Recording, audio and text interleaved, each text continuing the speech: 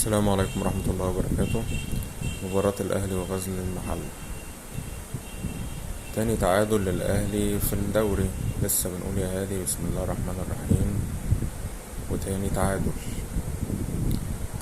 ماشي، انت بتلعب برا أرضك، بس عادي برضو ان الأهلي متعود ان هو يكسب برا أرضه.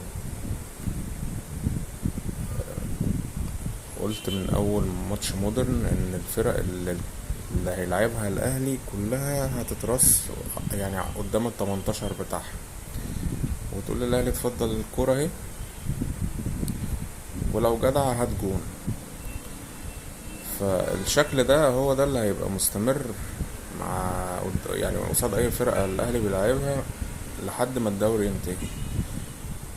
مفيش حد يلعب معاك مفتوح، مفيش حد يلعب جيم مفتوح وعايز يهاجمك وانت بقى يفتح لك مساحات، والكلام ده مش موجود.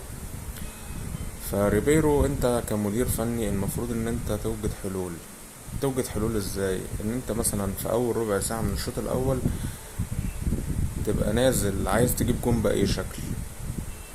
دي رقم واحد.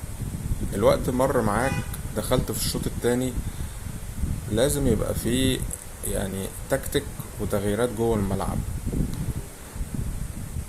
حضرتك برضو لسه مصمم ان انت تلعب من قلب الملعب. لما يبقى فيه تكتلات المفروض ان انت تفتح على الاطراف وتعمل كثافة عددية من المهاجمين في منطقة ال18 بتاعة الخصم. يعني العب باتنين راس حربة، 3 راس حربة، اعمل عرضيات، لعيبة وسط الملعب قول لهم يشوطوا من بره ال18، اعمل جمل تكتيكية بين اللعيبة، وانتوهات وانسريهات، بحيث ان اللعيبة تقدر تفك التكتلات دي. لكن انا برضو بشوف ان اللعب عادي جدا ومفهوش اي ابتكار.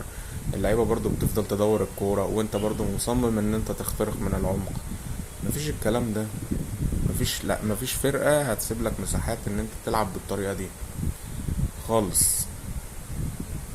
فانت لو انت ما عندكش حلول فخلاص، يعني انت كده ايامك معدودة جدا في النادي الاهلي جدا، واي حد ممكن يمسك.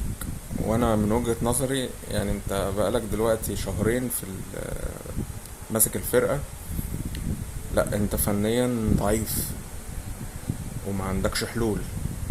الحاجة الوحيدة اللي انت عملتها ان انت عايز تبدأ الكرة من عند حارس المرمى، تبني الهجمة او تبدأ الهجمة من عند حارس المرمى، وان حارس المرمى يلعب برجليه وما يلعبش طويل بس.